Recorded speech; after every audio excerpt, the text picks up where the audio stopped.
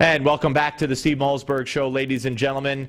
The media distortion of guns and crimes involving guns and the evil, so-called, of guns, it's so overwhelming, even though the majority of Americans believe in gun rights, respect the Second Amendment, believe in the right to carry, you name it. The media, this is one example where they have you believe that you're crazy, you're upside down if you don't follow their radical leftist views. And they make it convincing because they present so-called studies that are not really valid in many cases. Joining us now is a man we could always turn to get the facts, and his famous one-on-ones with Piers Morgan when Piers would let him talk. He just put Piers in his place when it came to telling him the facts about guns. John Lott, columnist, economist, author, and gun statistics expert, joins us to talk about several things. Hey, John, how are you?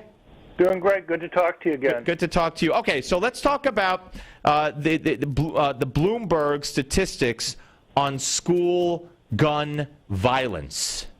Yeah, I mean, last week, Bloomberg's groups, Mayors Against Legal Guns and Moms Demand Action, released a study that got amazing coverage on NBC, CBS, ABC, CNN, MSNBC. All the major media outlets covered it, where they were saying that since Newtown, there have been 44, quote, mini Newtowns that have occurred, and they were complaining that the media hadn't been giving these things enough attention, that there have been attacks in schools since then with a total of 28 people who have died.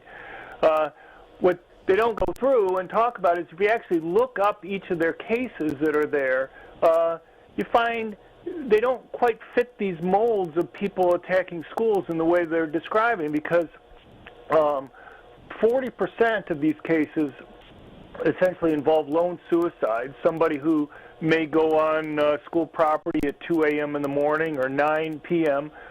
When no students are around and commit suicide. You even have self-defense cases where people justifiably use guns to protect themselves. One case at a college in Florida, just in December, the courts in Florida ruled that concealed carry permit holders were allowed to have guns in their locked cars if they had a permit. Well, fortunately, one student did, because he was attacked by two men. One was carrying a pool cue who was striking him with it. The student was able to get to his car, get a hold of his gun, and defend himself, and wound it. And they count that as a mini Newtown. And they also count a guy at 2 a.m. in the parking lot or near the grounds of a school in Tennessee getting shot and killed. They count that as a school shooting. So it's totally misleading. Yeah, they count cases where it's not even on school property. And they also, about a third of their cases involve gang shootings, which are almost always not during school hours and usually kind of at the peripheries of school property. So, look, if somebody commits suicide, whether it's at 2 a.m. or 9 p.m. or whatever, obviously that's a tragedy. But to go and conflate that with somehow threats to students and guns being on schools, school property, these are not even school-age people who are committing suicide. They may be 37 or 53 years of age or 23, whatever, but they're not the students that are in school. They're not coming into contact with the students in school. Yeah, and Ford, let me just point out, as you point out in a column you wrote at Bloomberg, at FoxNews.com, about 40% of the deaths were suicides. Right. I mean, so parents and the media just goes with these numbers, and the implication is these are students getting shot during school, in school, and it's absolutely not the case. How do you combat this except by writing the piece that you wrote and talking about it on this show? Because the media, it fits with their agenda to present the so-called statistics as actual statistics.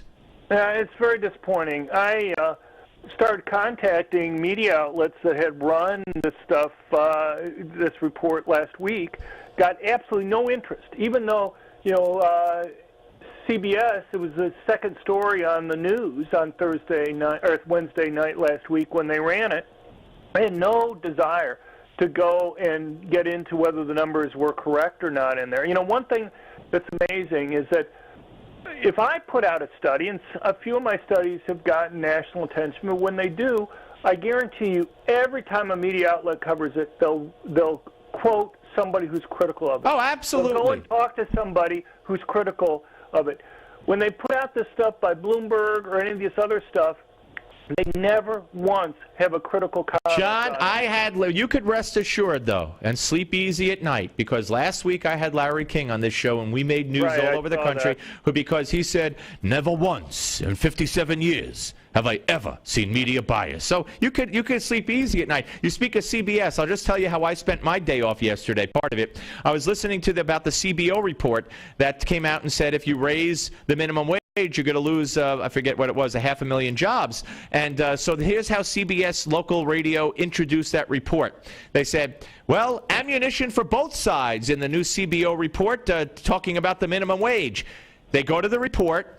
The guy was fair. The guy said the CBO said this, that, and everything he said was against raising the minimum wage based on that report. Then he added, but Democrats point to other studies. So the introduction by the anchor that the CBO report had good news for both sides was a complete fabrication. So that's the way of the world, unfortunately. I want to go before I just want to say what I mean. I've set up this center called the Crime Prevention Research Center. People, if they want to get more information on things like the school shootings, which have actually been declining over the last couple decades, they can go to crimepreventionresearchcenter.org, and you'll get all the data on the things. Crimepreventionresearchcenter.org. Okay, good. Right. Sounds good. All right, two things here. The right to carry. You know, the media will have you believe, because the Chuck Schumers of the world will have you believe, that anywhere there's a right to carry, people are going to be killing each other in the streets over parking spots and in a bar, and or any kind of they disagree on an argument, they'll shoot each other. Well, most of the country has the right to carry, and that doesn't happen. And now an appeals panel, of the U.S. Ninth Circuit Court of Appeals, by a 2-to-1 vote, found that California's concealed weapons law violates the Second Amendment. Right. Yeah, I mean, every place in the U.S. except for Washington, D.C. allows, at least to some extent, people being able to carry. And in California, though, it's extremely restrictive. In San Diego County, there's about 700 permits out of about 2.5 million adults. In Los Angeles County, it's about 200 permits. In San Francisco, it's 0 permits that are there. But basically what the court said is when it says the right to keep and bear arms, to keep means to own, to bear means to carry. And so following the Supreme Court decision, they said, look, the state could ban completely concealed carry, or it could ban open carry, but it can't essentially ban both of them.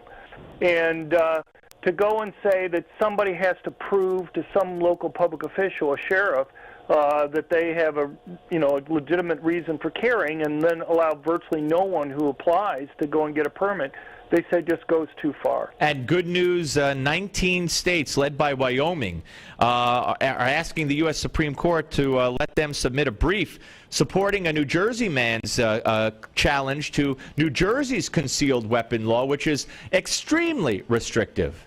Yeah, there's about 10,000 people in New Jersey who have a permit, and about half of those are former law enforcement. You know, one thing you see when you look at whether it's California or New Jersey is just how it's politically connected, well-to-do people who make donations to politicians and stuff, who are the ones who get the permits. I mean, there's been sheriffs in California and Orange County and other places who have gone to jail over selling permits to people. Yeah. And my research convinces me it's basically poor blacks who live in high-crime urban areas who benefit the most from having the option to protect themselves, and they're never the ones who get the permits. Right. So the Democrats who are pushing for this stuff, it's just so ironic that they claim to be in favor of poor people, but yet it's only wealthy donors that they go and let have guns for protection. John, always great to talk to you, and don't tell anybody again that Stand Your Ground benefits blacks most in Florida. Shh, keep that a secret. John Lott, Jr., columnist, economist, author, gun statistics expert here on the Steve Malzberg Show. Always great to talk to you, my friend. Thank you. Right. All right, John Lott, ladies and gentlemen. All right, when we come back, a grave injustice that you're going to want to hear about, especially if you're a father or a prospective father. And that's all straight ahead right here on the Steve Malzberg Show on Newsmax Television.